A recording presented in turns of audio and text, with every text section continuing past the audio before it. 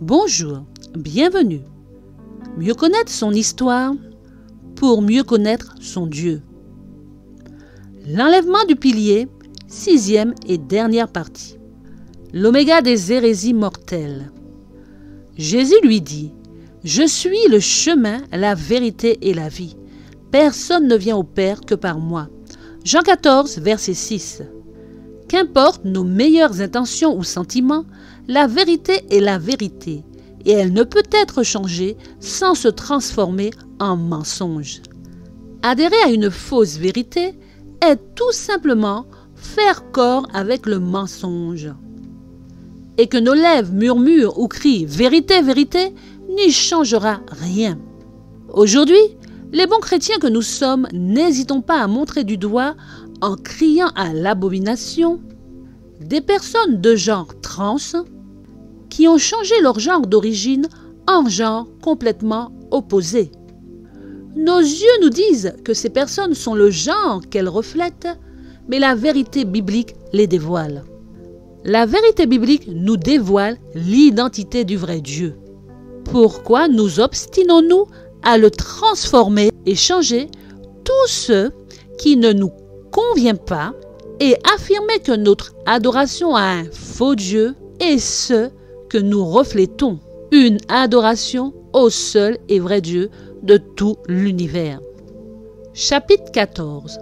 Relations dangereuses. Parmi les lettres signées sauvées du feu, il y avait la vision du docteur Kellogg s'adressant à ses collègues et la stupéfaction du prophète devant l'enthousiasme des auditeurs du docteur à accepter ses théories.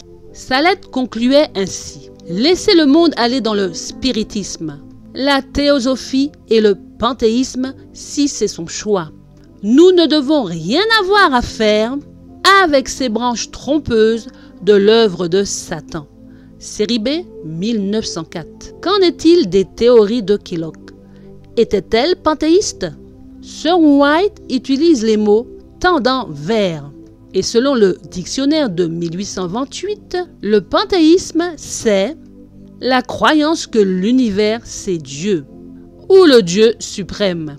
Dans ce sens, Kellogg ne croyait pas dans le panthéisme stricto sensus, parce que, pour un temps encore, il continuait de croire que le Père et le Fils étaient dans le ciel. Le terme utilisé aujourd'hui pour la compréhension de Kellogg est panthéisme, Dieu en tout plutôt que Dieu est tout. Cependant, Sir White dit au sujet des théories de Kellogg, si Dieu est une essence répandue dans toute la nature, il demeure donc dans chaque homme, et pour parvenir à la sainteté, celui-ci n'a qu'à laisser se développer la puissance qui est en lui. Ministère de guérison, page 364. Qu'en est-il de l'oméga? En 1985, à l'université de Loma Linda, eut lieu des rencontres organisées par Louis Tiss, intitulées « La pensée du New Age pour atteindre votre potentiel ». Les auditeurs étaient informés que l'alignement avec le juste esprit peut faire des gens des magiciens constructifs qui sont utiles aux autres. Vous savez que je suis investi de pouvoir par moi-même. Vous savez que je l'ai. Je suis passé à la télévision. Vous savez que je ne serais pas admis ici si je n'avais pas ce pouvoir. Je vous déclare donc magicien associé. Allez et agissez comme tel. Cela est-il l'oméga des hérésies mortelles? Sir White déclara en 1904 « Living Temple contient l'alpha des théories. Je savais que l'oméga ne tarderait pas à suivre dans peu de temps. » Nous devons nous demander, 80 ans, est-ce peu de temps? Vous serez d'accord que c'est trop long pour que le terme soit approprié. Dans l'alpha selon Kellogg, Dieu est dans l'arbre, dans la fleur et dans l'homme lui-même. Sa croyance n'était certainement pas la croyance de l'Église. En réalité, le prophète disait qu'il a virtuellement détruit le Seigneur Dieu.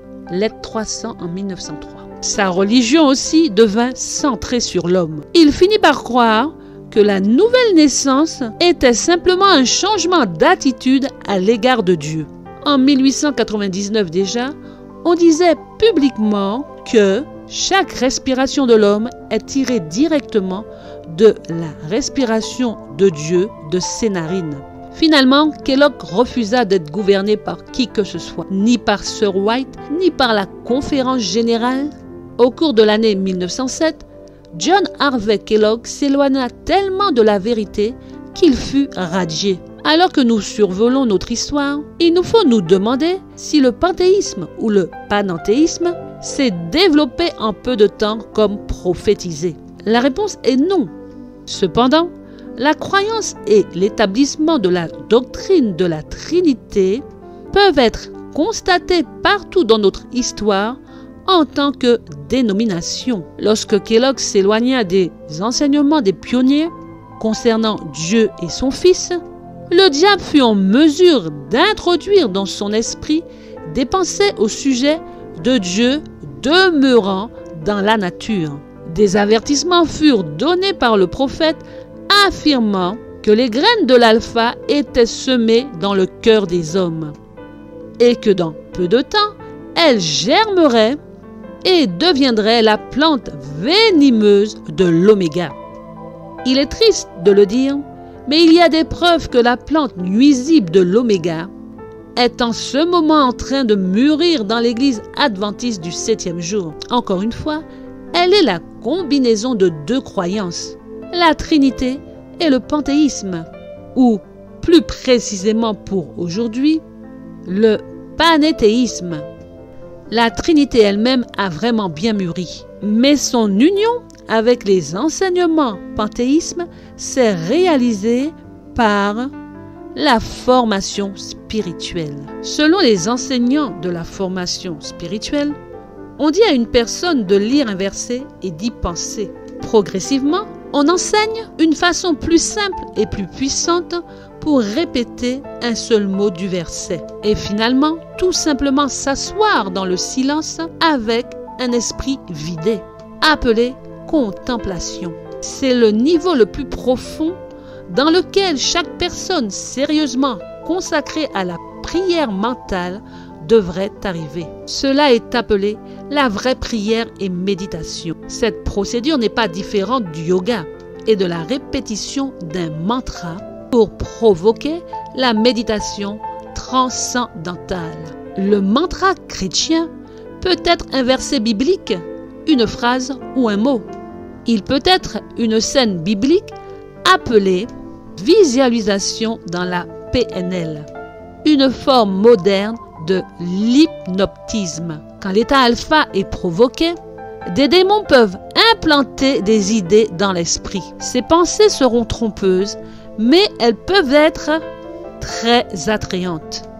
La formation spirituelle tire son origine dans le bouddhisme et l'hindouisme et a été modernisée par le prêtre jésuite catholique romain Ignace de Loyola comme partie de ses exercices spirituels.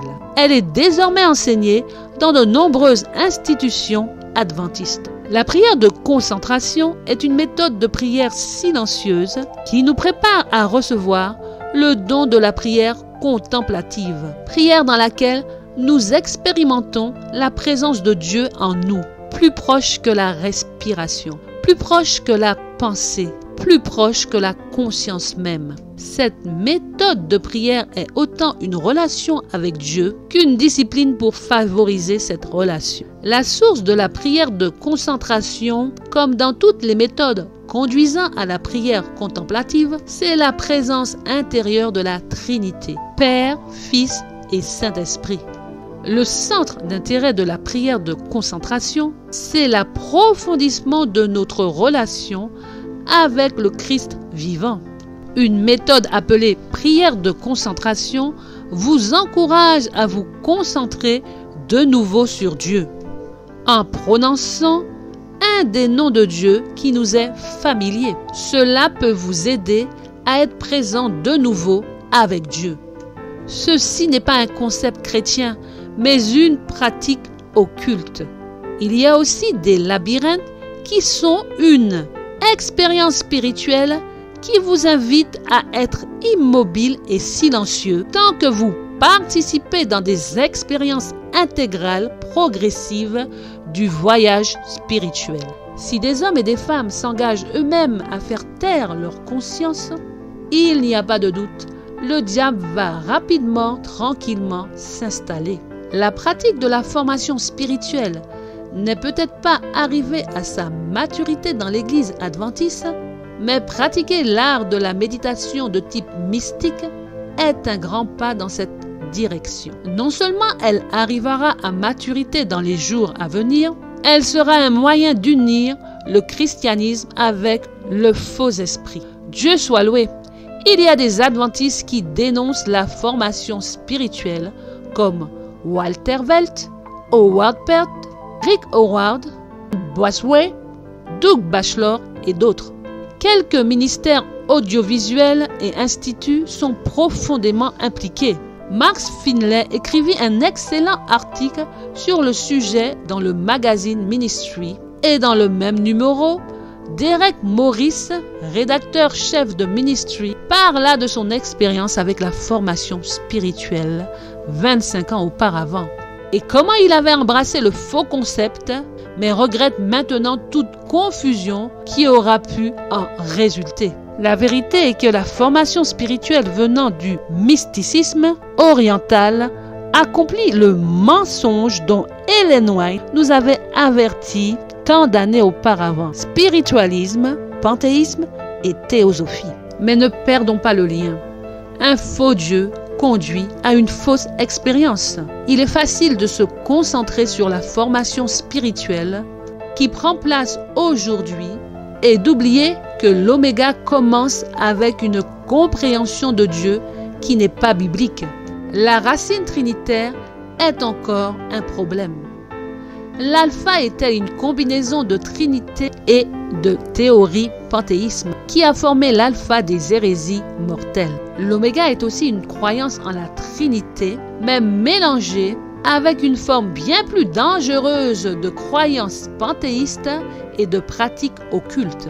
On peut visiter une librairie théosophique et trouver des étagères et des étagères de livres enseignant les mêmes théories de destruction de l'âme. La théosophie fut fondée en 1875 et fut bien développée à l'époque où Ellen White avertit contre les dangers du spiritisme, du panthéisme et de la théosophie. Le mélange avec les croyances chrétiennes est souvent subtil, mais pour celui qui est bien fondé sur la vérité biblique, il est évident et effrayant. On devait se rappeler que Satan était déterminé à être semblable au Très-Haut et à amener par la ruse nos dirigeants d'église à accepter la doctrine de la Trinité. C'est ainsi que la dénomination tomba au pied d'une autre divinité. Ésaïe 14, versets 13 et 14. Même si cela est difficile à croire, on ne peut le mettre de côté aussi vite. Satan sait qu'il n'a que peu de temps et il va tout faire pour nous maintenir dans l'erreur. Apocalypse 12, verset 12. C'est une question très grave, la plus grave que nous serons amenés à affronter avant le temps de trouble. Le conseil du prophète demeure le même. Nous devons garder fermement notre confiance du début jusqu'à la fin. Ne laissons personne détruire le fondement de notre foi ou endommager le modèle de notre foi en introduisant dans la toile des fils d'invention humaine. Lettre 249 en 1903. Malheureusement, le modèle original donné à nos pionniers fut endommagé et le fondement de notre foi mis à terre. Nous ne pouvons pas nous permettre de demeurer dans la tromperie. Par grâce, n'ignorons pas les faits.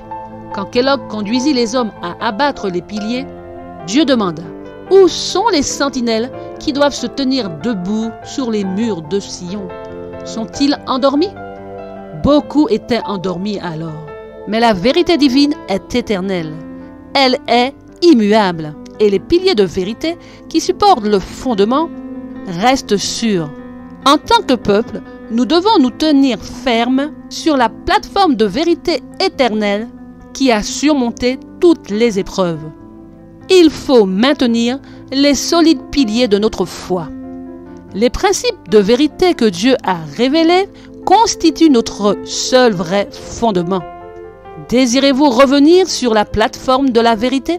Lorsque nous nous engageons dans le domaine spirituel, notre capacité à peser le pour et le contre est automatiquement altérée, car nous sommes depuis le péché sous l'emprise de la chair. L'ennemi de nos âmes le sait, et l'occultisme et le spiritisme sont les armes puissantes qu'il utilise pour nous contrôler et ainsi nous éloigner de notre véritable Créateur. Quoi de plus naturel pour un mauvais esprit que de se faire passer pour un autre esprit? La suite de cette investigation nous permettra, je l'espère, de comprendre et identifier le véritable esprit qui se manifeste dans nos vies lorsque nous réclamons le Saint-Esprit que notre Seigneur Jésus lui-même nous a demandé de réclamer au Père. Chapitre 15. Décision ratifiée. C'est en 1971 que le roi Froome publia Movement of Destiny, l'ouvrage de 700 pages qui lui avait été commandé. Dans ce volume, il ébauche une histoire de l'Église adventiste du 7e jour que peu de gens n'auraient jamais imaginé. Son récit historique déclare que nous avons commencé en tant que semi-ariens, mais que nous sommes progressivement devenus un puissant mouvement capable de prendre sa place parmi les principales dénominations protestantes. Avec elles, nous professons de tout cœur la doctrine chrétienne de la Trinité et la complète divinité du Christ.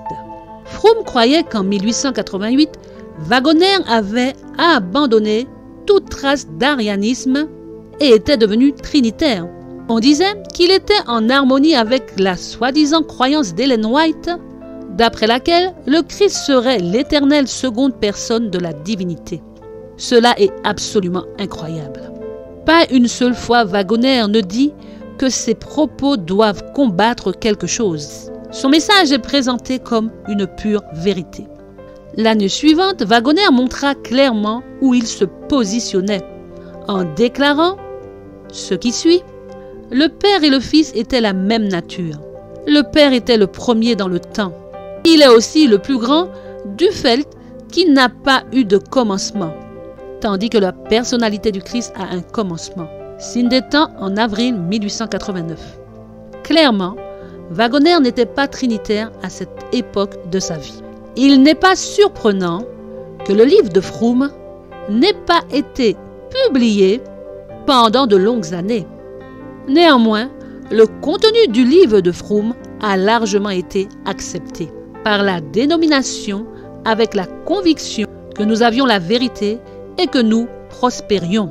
En 1974, le roi Edwin Froome mourut et l'œuvre de sa vie fut close. La dernière étape devait maintenant être à la charge d'autres personnes. En 1980, la doctrine de la Trinité devait être débattue en session de la conférence générale avec pour objectif d'en faire une doctrine officielle de notre foi. Une fois de plus, la vigilance était de rigueur parce qu'il restait des non-trinitaires parmi nous. 5 ans seulement auparavant, un papier d'Eward Edstrom fut publié à la demande du conseil de l'Académie Walfa Valley, sous forme de livre intitulé « Esprit humain, esprit divin » en 1975. La croyance d'Edstrom en la Trinité fut mise à l'épreuve en 1954, quand des collègues pasteurs et des ouvriers d'Afrique centrale furent confrontés aux musulmans, qui se réclamaient d'un Dieu, Allah, tandis que le christianisme paraissait avoir 3 dieux séparés et distincts, appelés un. Il était évident que les dirigeants de l'Église devaient être bien préparés quand le sujet serait soumis à la discussion. Il était clair que des questions de type ariane ne seraient pas tolérées. La Trinité telle qu'elle devait être abordée était « Il y a un Dieu, Père, Fils et Saint-Esprit, une unité de 3 personnes co-éternelles. Dieu est immortel, tout-puissant, omniscient, au-dessus de tout et omniprésent. Dieu est infini et au-delà de la compréhension humaine, mais connu au travers de sa propre révélation. Il est pour toujours digne d'adoration, de louange et de service de la part de la création tout entière. Croyance numéro 2 des 27 croyances fondamentales. Ces propos déclarent que Dieu est au singulier. Il est immortel et que cependant, il y a 3 personnes coéternelles. Une unité de 3 égaux en un seul Dieu. Il ne dit pas qu'il y a un Dieu qui serait le Père, le Fils et le Saint-Esprit, mais un groupe de 3 personnes qui composent Dieu. Beaucoup de frères remarquèrent la confusion. Charles Upshaw demanda: j'ai une question sur l'article 2, la Trinité. Je crois que nous étudions au début le document. Le terme utilisé était divinité. Mon objection sur l'utilisation du mot Trinité est le fait que dans beaucoup de communautés chrétiennes, on se réfère à un Dieu et que cela signifie aussi une personne. Pourtant, dans notre explication, nous faisons référence à 3 personnes coéternelles. Et dans l'article 3, nous référons à un Dieu trinitaire. Je voudrais suggérer de changer le titre, soit en la divinité ou en la divinité trinitaire. W. Duncan-Eva répondit: nous avons discuté cela en long et en large. Nous avions les deux et nous n'aimions pas cela. Maintenant, nous avons utilisé l'un des deux et cela n'est pas populaire. Nous avions la divinité dans l'ancien manuel et nous ne l'avons pas voulu. Je crois qu'il serait mieux de demander au peuple d'exprimer ce qu'il préférerait. Trinité pour moi semble un terme parfaitement approprié, même si nous n'aimons pas quelques-unes de ses connotations. Beaucoup d'autres termes ont des connotations que nous n'apprécions pas non plus.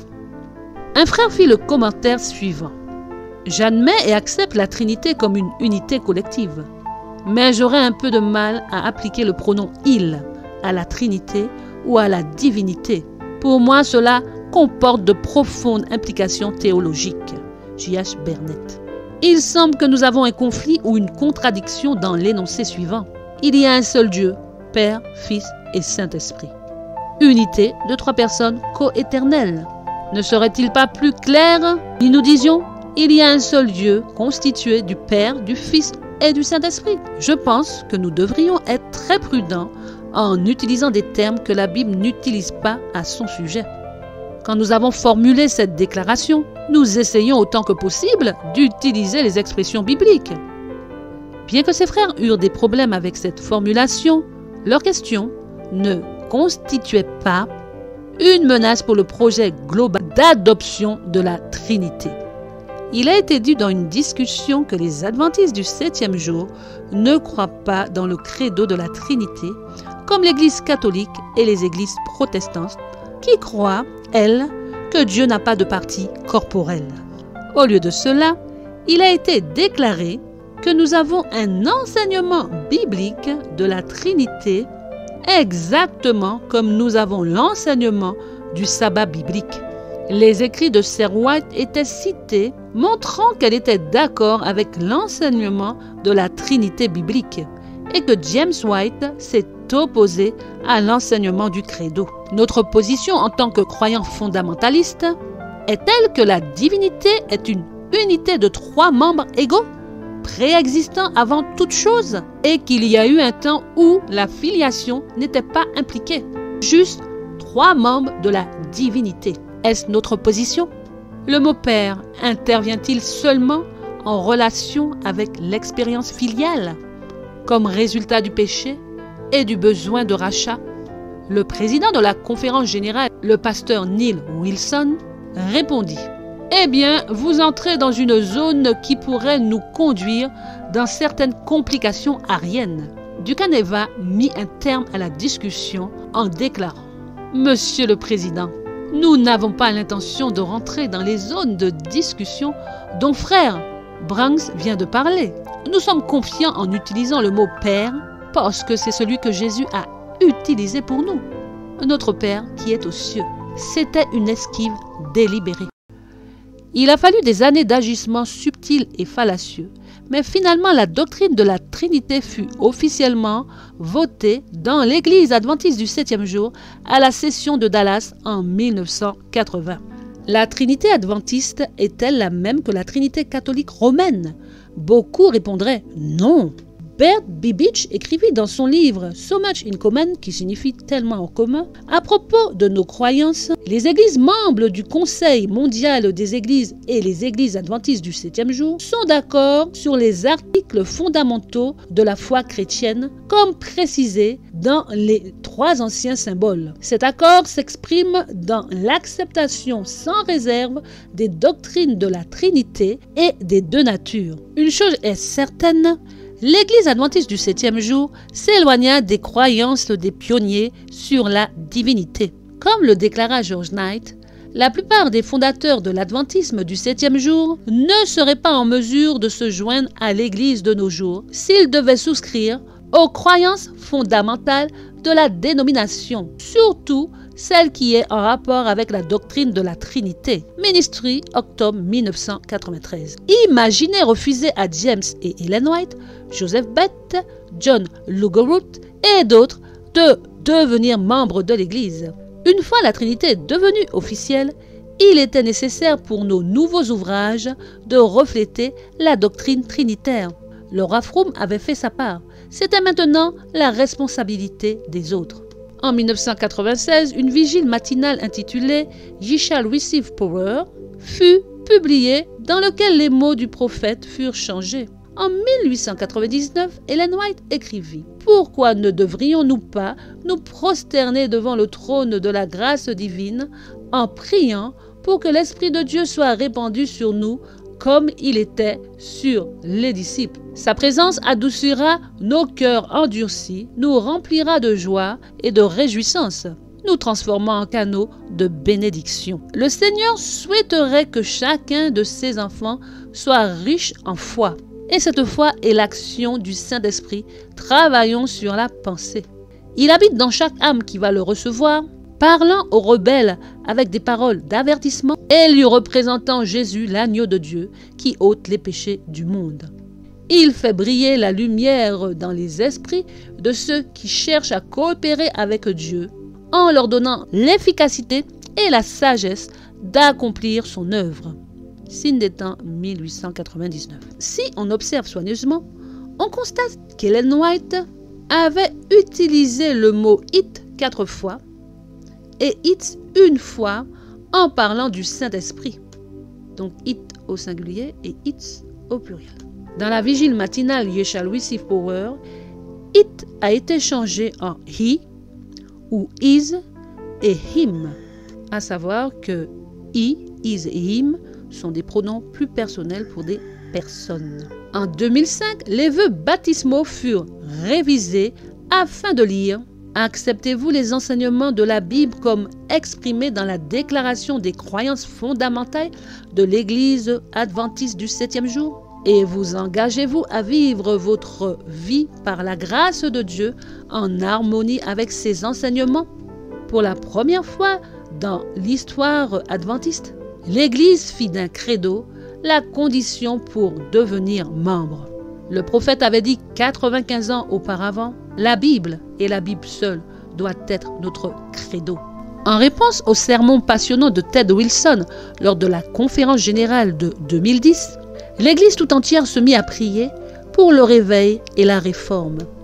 Il est bon de prier pour la pluie de l'arrière-saison. Tous, nous languissons pour une pluie générale, le rafraîchissement du Seigneur.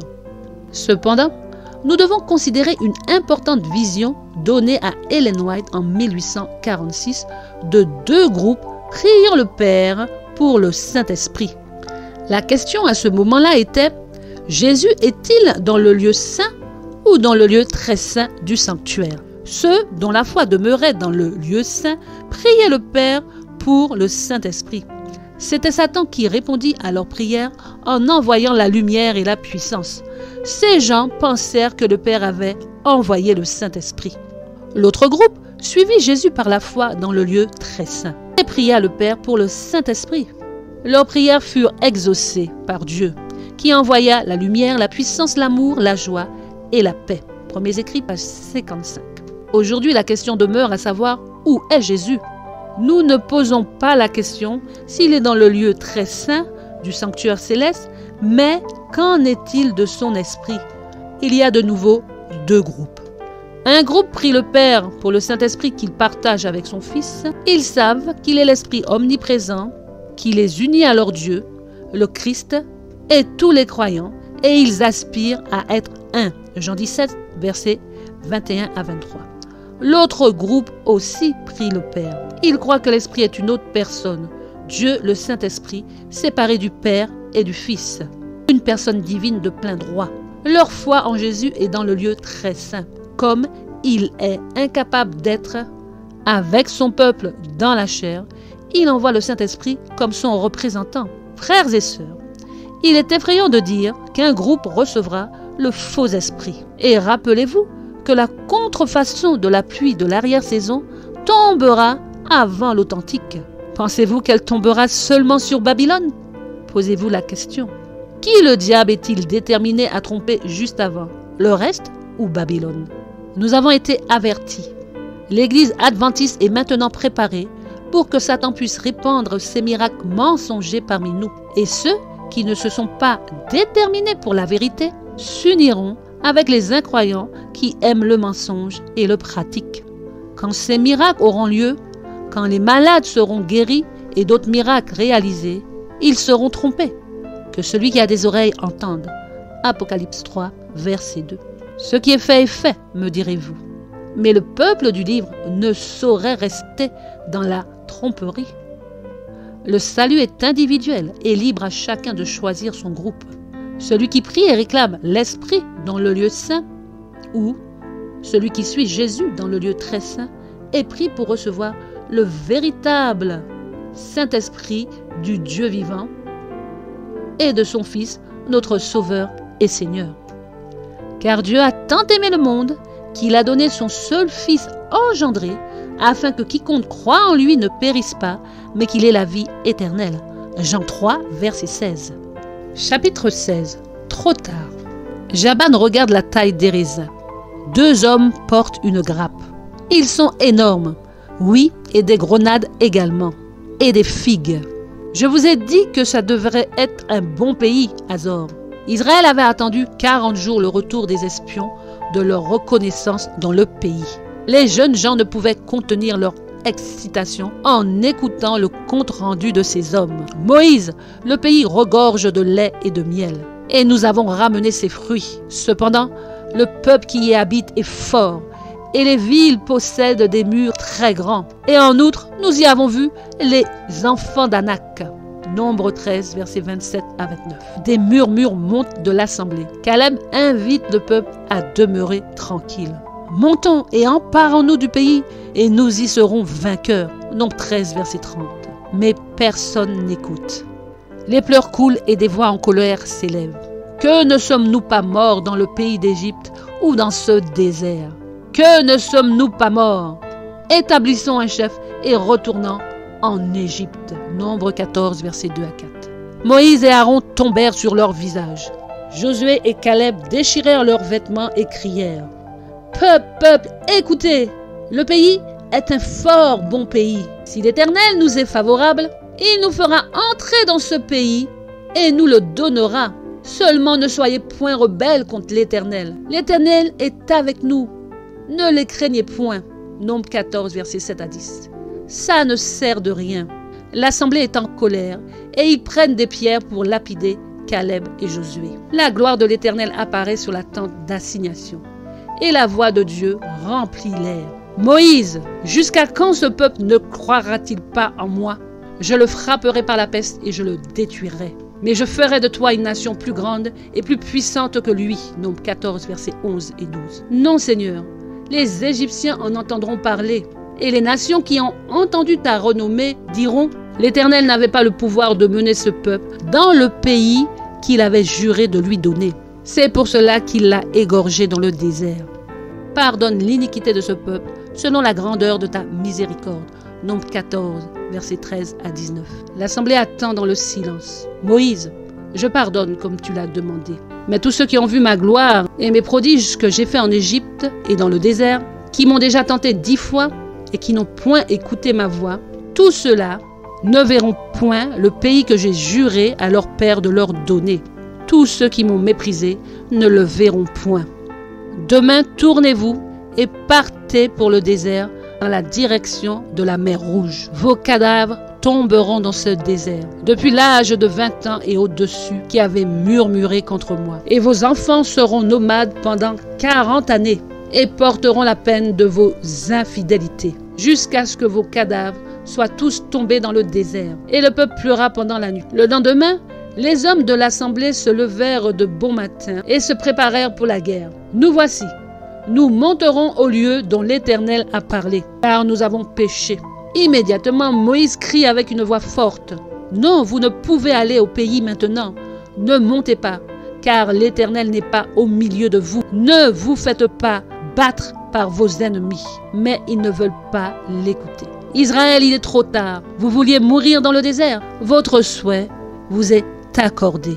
Ne montez pas et ne combattez pas, vous perdrez la bataille. Et c'est ce qui arriva. L'attitude du peuple affecta la nation tout entière, car non seulement les rebelles furent nomades 40 ans dans le désert, mais Moïse, Josué et Caleb furent obligés de souffrir avec eux. Israël avait été délivré d'Égypte pour qu'il puisse faire connaître aux nations le seul vrai Dieu. Il devait enseigner aux hommes et aux femmes de l'adorer lui seul et de garder sa sainte loi. Si Israël avait été fidèle, les nations du monde auraient fait des pèlerinages dans la capitale pour chercher le salut.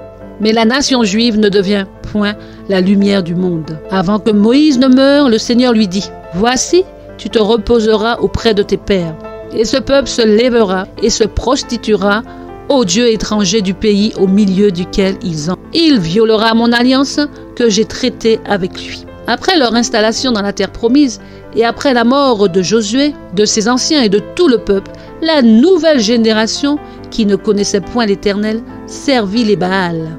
Au lieu de détruire complètement les nations du pays, ils se mêlèrent avec les païens et apprirent leurs œuvres. Ils sacrifièrent leurs fils et leurs filles aux idoles. Ils répandirent le sang innocent, le sang de leurs fils et de leurs filles, qu'ils sacrifièrent aux idoles de Canaan. Et le pays fut profané par des meurtres. Psaume 106, versets 34 à 38. Au cours des 450 années de la période des juges, chacun faisait ce qui lui semblait bon. Ils servirent l'Astarté, la déesse des Sidoniens, Moloch, le dieu du feu des Amornites, Kamosh, le dieu des Moabites, les dieux des Philistins, les dieux de Syrie, les Baals. Dieu envoya avertissement après avertissement, mais chaque réforme était suivie d'une profonde apostasie. C'est ainsi qu'Israël parcourut maintes et maintes fois au cours de son histoire. Apostasie et châtiment, puis repentir et délivrance. Dieu avait présenté devant son serviteur Moïse de nombreuses années auparavant le résultat de l'infidélité, des malédictions dans chaque domaine de la vie, jusqu'à ce qu'au final, il soit déporté du pays. Malgré les avertissements, l'apostasie continua. Parfois, ils écoutaient ces avertissements et de riches bénédictions s'ensuivaient, dont ils faisaient profiter les nations voisines. Mais les agences sataniques travaillaient pour confondre les esprits du peuple au sujet de la vraie et de la fausse adoration. Et ils devinrent une proie facile. Après la mort de Salomon, 10 des tribus se révoltèrent et prirent la direction du nord, laissant Juda et le reste de Benjamin à Jérusalem. Sous le règne de Jéroboam, 2 autels furent érigés à Dan et à Béthel, sur lesquels furent placés des veaux d'or. Avec défiance, Jéroboam déclara, « Israël, voici tes dieux, qui t'ont fait sortir du pays d'Égypte. » C'était une reproduction de l'apostasie du Sinaï. Il y avait les veaux d'or, avec exactement les mêmes mots. Au moment de cet acte blasphématoire, et avec le choix des prêtres de chaque tribu, les Lévites retournèrent à Jérusalem. Les péchés du royaume du Nord continuèrent à grandir. Ils abandonnèrent tous les commandements de Dieu, suivirent les coutumes des nations. Ils firent en secret contre l'Éternel leur Dieu des choses qui ne sont pas bien. Ils se bâtirent des hauts lieux dans toutes leurs villes. Ils se dressèrent des statues et des idoles sur toutes les collines élevées et sur tout arbre vert. Et là, ils brûlèrent des parfums sur tous les hauts lieux comme les nations. Ils servirent les idoles. Il fit passer au feu leurs fils et leurs filles. Ils se livrèrent à la divination et aux enchantements, et se vendirent pour faire ce qui est mal aux yeux de l'Éternel, afin de l'irriter. Dieu a longuement souffert avec son peuple. La ville et la nation capitulèrent. Le malheureux reste des 10 tribus fit emmener en captivité en Assyrie et dispersé dans les provinces de ce royaume. Qu'en était-il de Juda dans le sud? Demeurait-il fidèle? Non, car le prophète disait, Juda même n'avait pas gardé les commandements de l'Éternel son Dieu. Juda aussi bâtit des hauts lieux et brûla au feu ses fils et ses filles. Ils sacrifièrent leurs fils et leurs filles. Ils répandirent le sang innocent, le sang de leurs fils et de leurs filles qu'ils sacrifièrent aux idoles de Canaan. Non seulement Juda adorait des idoles, mais ses habitants plaçaient leur abomination dans le temple. Jérémie 7, verset 30. Le prophète Ézéchiel vit de plus grandes abominations en vision. Je levai les yeux du côté du septentrion, et voici, cette idole de la jalousie était au septentrion de la porte de l'autel à l'entrée. Et il me conduisit à l'entrée de la porte de la maison de l'Éternel, du côté du septentrion. Et voici, il y avait là des femmes assises pleurant Tammuz. Pendant le règne d'Ézéchias, un reste du royaume dispersé se repentit. 12 sacrifices furent offerts pour chaque tribu. Ce fut une Pâque formidable. Malheureusement, le fils du roi Manassé causa beaucoup de corruption et d'idolâtrie. Le temple devient si souillé et rempli de détritus que le livre sacré de la loi fut perdu. Personne ne savait où il était avant que le jeune roi Josias ordonna la purification du temple. Pendant la purification des pièces sacrées, le sacrificateur Ikija trouva le rouleau perdu. Il le donna à Shaphan, le scribe, qui l'apporta au roi. La destruction était certaine, rien ne pouvait l'éviter. Finalement, les Babyloniens attaquèrent en prenant des captifs et les trésors du temple. Daniel et les autres nobles furent enlevés aux premiers assauts. Lors du 4e siège, le magnifique temple fut totalement brûlé. Il fut donné à Daniel, un captif à Babylone, une vision pour son peuple et Jérusalem. 70 semaines ont été fixées sur ton peuple et sur la ville sainte pour faire cesser les transgressions et mettre fin au péché, pour expier les iniquités et amener la justice éternelle. Daniel 9, 24. La vision n'était pas seulement une prophétie de la venue du Messie, mais également une mise en garde. À moins que les Juifs ne mettent un terme à la rébellion et à l'apostasie, leur probation s'achèverait.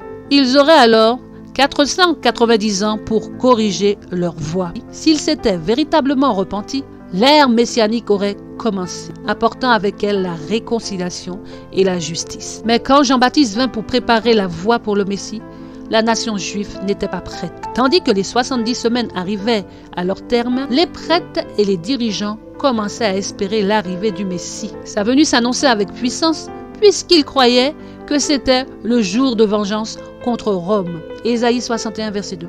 Ils attendaient un Messie à venir conquérant, afin de briser la puissance de l'oppresseur et exalter Israël comme empire universel. Quand Jésus commença son ministère prophétique, les dirigeants refusèrent de l'accepter comme celui qui était promis. L'orgueil, l'autosatisfaction, ainsi qu'une interprétation erronée des Écritures préparèrent la voie du rejet. Comment ce Nazaréen pourrait-il être le Fils de Dieu? Le Messie les brisera, entre parenthèses des nations, avec une verge de fer, et les brisera comme le vase d'un potier. Baisez le Fils, de peur qu'il ne s'irrite et que vous ne périssiez dans votre voie, car sa colère est prompte à s'enflammer. Il était hors de question que les pharisiens, les sadducéens, les scribes, les dirigeants et les docteurs de la loi se soumettent à quelqu'un tel que Jésus de Nazareth, qui proclamait être le Fils de Dieu. Jésus demanda un jour aux dirigeants, « Dites-moi, que pensez-vous du Christ? De qui est-il le fils? Le fils de David, répondirent-ils. Citant alors le psaume 110, verset 1, Jésus répond, Parole de l'Éternel à mon Seigneur, assieds-toi à ma droite jusqu'à ce que je fasse de tes ennemis ton marchepied. Il posa la question, comment donc David, animé par l'Esprit, l'appelle-t-il Seigneur? Si donc David l'appelle Seigneur, comment est-il son fils? Les chefs juifs comprirent clairement et interprétèrent le passage des Écritures comme messianique.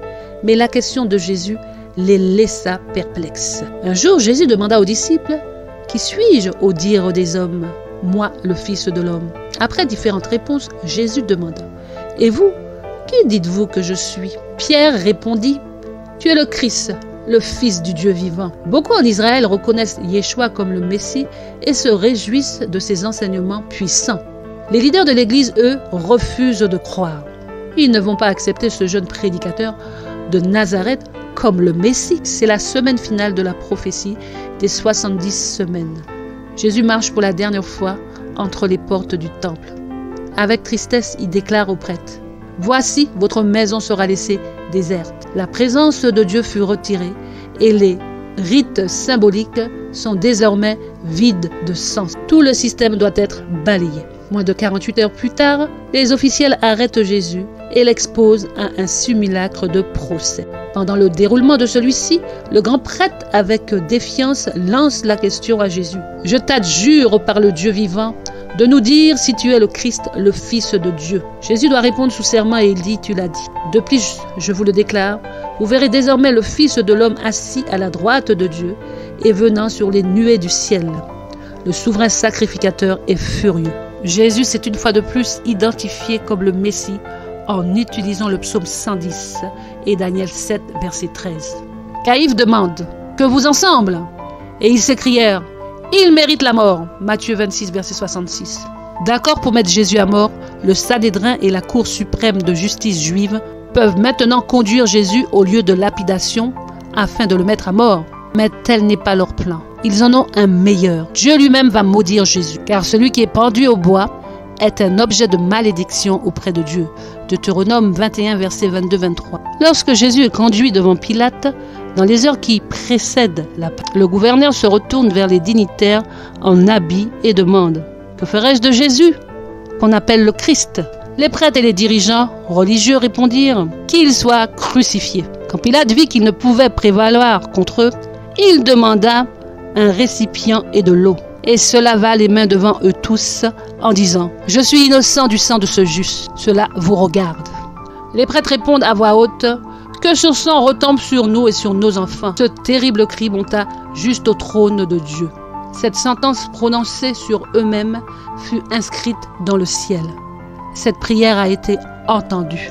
Le sang du Fils de Dieu est resté comme une malédiction perpétuelle sur leurs enfants et sur les enfants de leurs enfants. Ceci s'est accompli d'une manière effroyable lors de la destruction de Jérusalem. 39 ans après la mort du Messie, Titus envahit Jérusalem. Les chrétiens avaient déjà fui Jérusalem.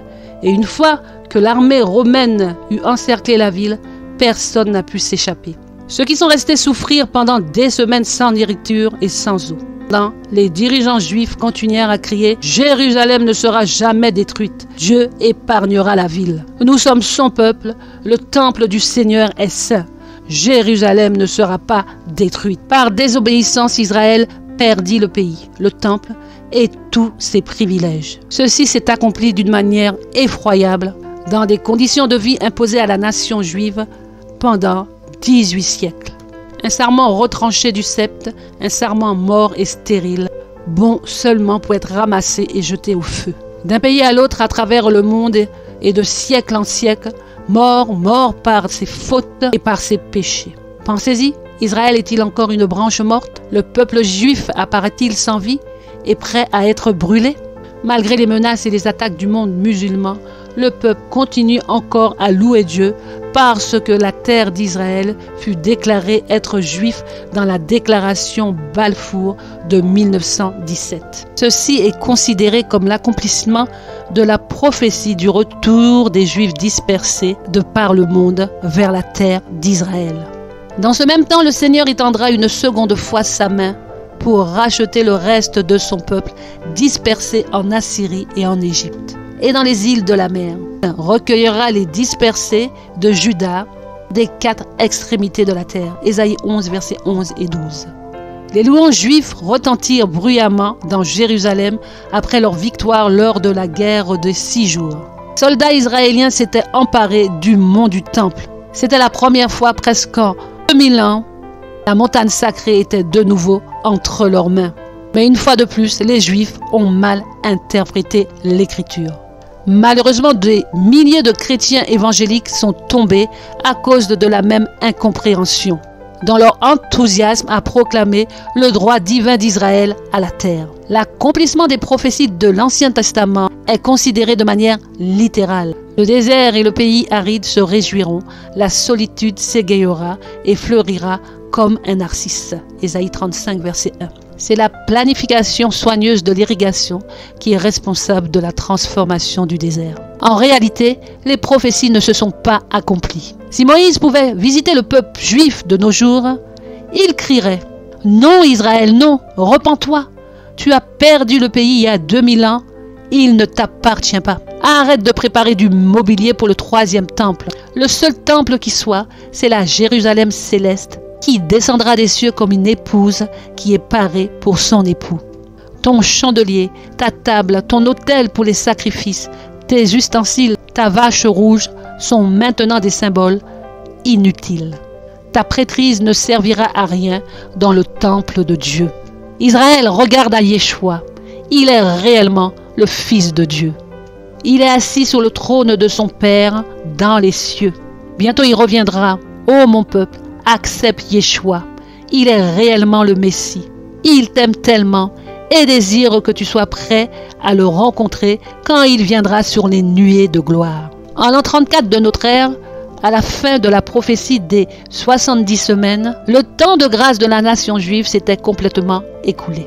Chaque promesse dans la parole de Dieu fut transférée sur l'Israël spirituel, ceux qui acceptent Yeshua, Jésus comme Messie et se soumettent à lui, qu'ils soient juifs ou gentils. Galates 3, versets 28 et 29. Un lecteur, ne perdez pas cela de vue. La nation juive rejeta complètement les jugements et les avertissements de Dieu, comme s'il n'avait rien dit. Malgré cela, il continua présomptueusement de se réclamer des promesses. L'enthousiasme n'a jamais changé la réalité. Les rebelles en Israël furent coupés de l'olivier spirituel il y a 2000 ans. Et seule la foi en Yeshua les greffera de nouveau l'un après l'autre. La Bible dit qu'Israël est un type et ces choses leur sont arrivées pour servir d'exemple. Et elles ont été écrites pour notre instruction, à nous qui sommes parvenus à la fin des siècles. 1 Corinthiens 10, verset 11. Nous devons nous poser la question, nous réclamons-nous des promesses dans la désobéissance comme Israël? La nation juive maintient fermement la Torah et la loi de Dieu et nous pouvons admirer son zèle. Mais pour le juif, la gloire est toujours Israël. Les adventistes du 7e jour ont une grande responsabilité d'enseigner aux nations les préceptes de la même loi de Dieu. Là où l'ancien Israël a échoué, vous et moi sommes voués à réussir. Cependant, la Odyssée ne peut finir le travail. Nous sommes riches, nous nous sommes enrichis avec des biens et nous n'avons besoin de rien. Apocalypse 3, verset 17. L'esprit de fierté, comme pour les Juifs, nous barre le chemin. Louons Dieu de ce qu'il y aura 144 000 croyants repentants et obéissants qui ont l'amour et le caractère de Philadelphie. Pour ce reste, Jésus est la gloire de leur amour désintéressé. La Odyssée peut s'attendre à être rejetée si nous continuons à nier la vraie filiation du Christ au Père. La Odyssée peut s'attendre à ce que des malédictions surviennent si nous refusons d'obéir à la parole de Dieu. La Odyssée peut s'attendre à ce qu'une contrefaçon de la pluie de l'arrière-saison qui tombe sur nous alors que nous pratiquons la méditation mystique dans nos murs. L'avertissement est toujours de rigueur. Jérusalem est une représentation de ce que l'Église deviendra si elle refuse de marcher dans la lumière que Dieu a donnée. Si le conditionnel s'applique toujours, le Seigneur Jésus aura toujours un peuple pour le servir. Quand le peuple juif rejeta le Christ, le prince de la vie, il eut pris le royaume de Dieu et le donna aux gentils. Dieu continuera de travailler sur ce principe dans toutes les branches de son œuvre. Quand une église se montre infidèle à l'œuvre du Seigneur, quelle que puisse être sa position, quel que soit le haut niveau de son appel sacré, le Seigneur ne peut travailler avec elle plus longtemps. D'autres sont choisis pour porter de lourdes responsabilités. Mais si cela ne purifie pas leur vie de chaque mauvaise action, s'ils n'établissent pas des principes purs et saints à leurs frontières, alors le Seigneur les affligera grandement et les humiliera. Et à moins qu'ils ne se repentent, il les retranchera de leur place et fera d'eux un objet d'opprobre. Servir à notre Dieu est le péché qui conduit à la mort éternelle. Dieu châtiera par l'envoi des 7 derniers fléaux ceux qui auront choisi d'adorer de faux dieux. En introduisant un Dieu trinitaire parmi les vérités que Dieu a divinement révélées aux prophètes et aux pionniers par son propre esprit, Kellogg's et Fromm ont fait commettre au peuple de Dieu l'alpha et l'oméga des hérésies mortelles, à savoir servir un autre Dieu, donc se tourner vers les Baals.